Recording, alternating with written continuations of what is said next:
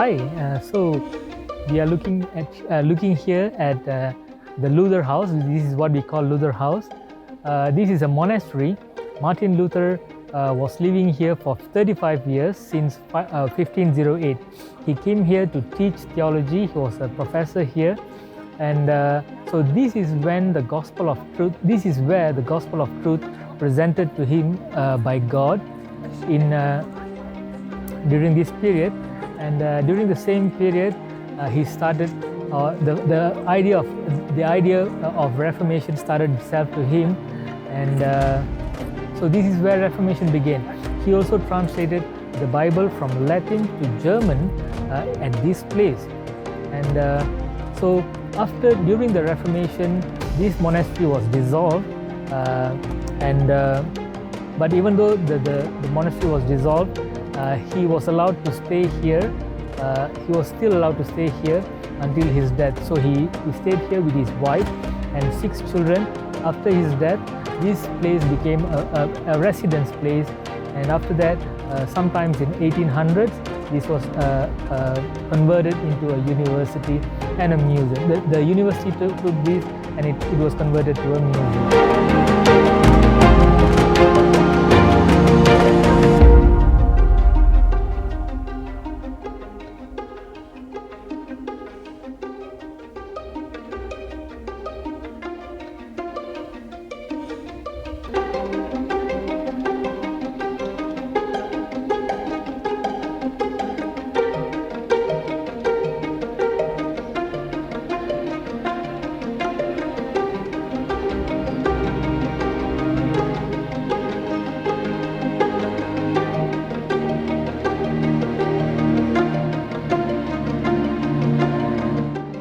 Behind me is Wittenberg Castle Church.